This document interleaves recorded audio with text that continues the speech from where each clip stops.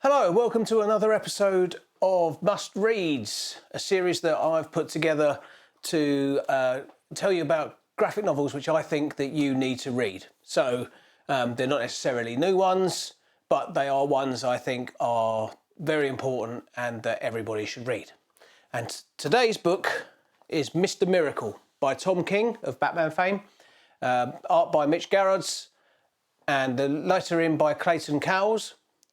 Now, this was originally a 12-part series which came out over the course of a year, and it was critically acclaimed. In fact, it won 2 Eisners. It won for Best Writer and Best Art.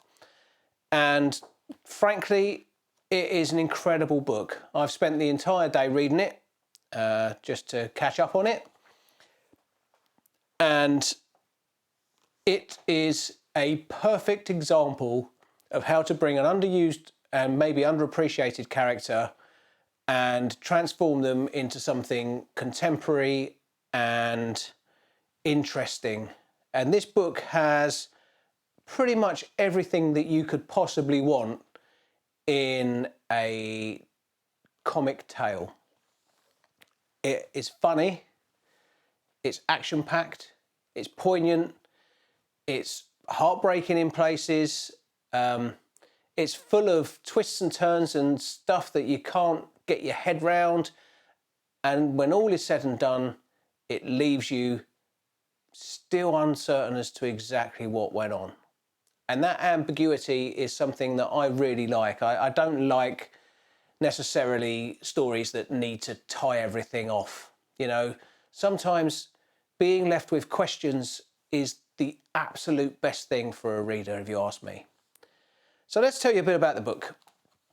The main character, Mr. Miracle, his name is Scott Free. He was born to the High Father of New Genesis, which is like heaven. And his brother was born, sorry, not his brother. They calls him his brother, but he's not actually his brother. But Orion was born to Darkseid in the apocalypse, which is basically hell.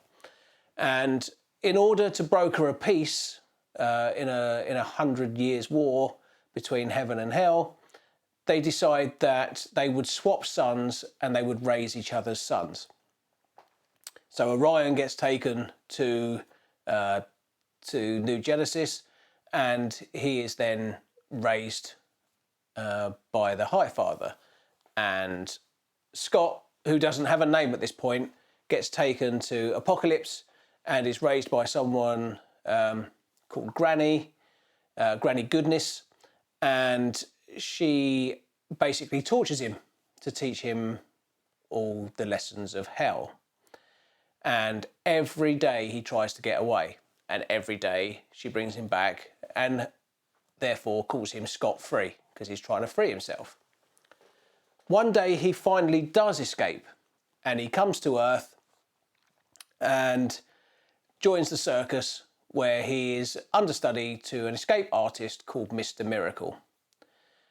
When Mr. Miracle passes on, Scott takes over and becomes Mr. Miracle, and there isn't anything he can't escape from. So he creates a big career, and then people get to know him. They also get to know that he's a superhero. And then another war breaks out between Apocalypse and New Genesis, and the story then goes crazy from there. Now, when he was younger, meets a character called Big Barda, and when they're older, they fall in love and get married. She's always complaining that she's too big. She's quite big. She's quite very tall. She's taller than everybody else in the book. They fall in love, get married, and some of the interactions, it's really difficult to explain some of this without spoiling it. So I'm going to try my absolute very best, because I don't want to give away anything that happens in this book, because so much of it is so brilliantly written that I don't want to ruin any chance that you will have of making the best of this. So there are scenes where they're kind of doing superhero stuff whilst discussing how they're going to change their condo, flat to us over here. And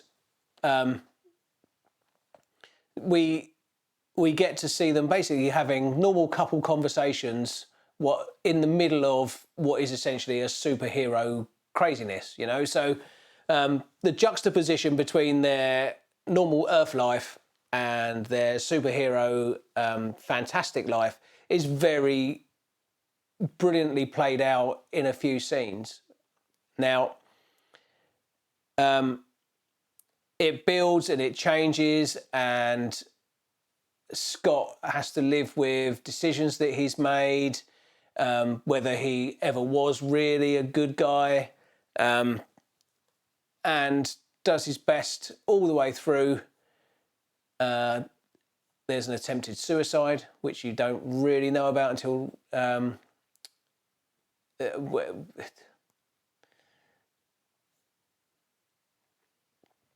I'm going to cut that. Oh, I've completely lost my train of thought now. And when they're working together, their relationship feels very real and very grounded, and it's really clever. It's really clever, and the story just twists and turns, and you don't really know which way it's going to go, and you're constantly thinking about it. And my biggest praise for this book is that since I stopped reading it, I haven't stopped thinking about it. And I have questions. And those questions will never be answered. And I love that. I love it. I love the fact that those questions will remain with me, and I could read it again and again and again, and I will still have those questions. And I just think that that means it will stay with me. And that's good. The art is fantastic, and every page, I'm hoping that this will be over my right shoulder so you can see it. Every page is set into 9 equal panels. So there's no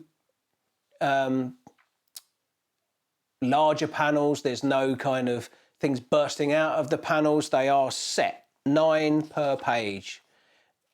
If they do want to do a bigger picture, it's still set in 3 panels, but it's split. So you'll have the big picture, but they've got white lines through them, so the panels stay the same all the way through. And that uniformity is interesting, because at first you don't notice it, but as soon as you do notice it, you're like, wow, you know, that's quite unusual for this day and age. And it has a very interesting effect on the way that you read it. It stops you from skimming it.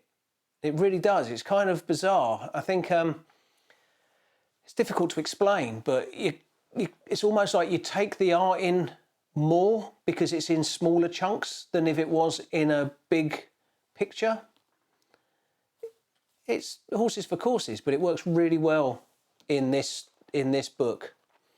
I mean, this is a fair old chunk. It's not a small book in any way whatsoever, and it will take you a while to get through it. But if you want a book that brings a superhero character into a contemporary, wholehearted adventure that is both funny, moving, and heartfelt, you cannot get a better book than this one.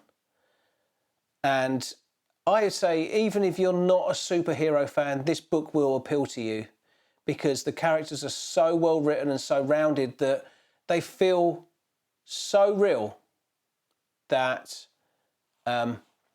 it will appeal to everyone. So that is Mr. Miracle. It is one of the best books I've read for a long time. I know a lot of you will be thinking, you say that about nearly every book that you review, but remember that this series is about the books that I think that everybody should read. So I am not going to be getting one and saying that I don't think it's any good, because every book in this series is here for me to tell you how good it is. Mr. Miracle from DC, Tom King. fantastic. I'm going to leave it there, and I'll see you on the next one. Thanks a lot.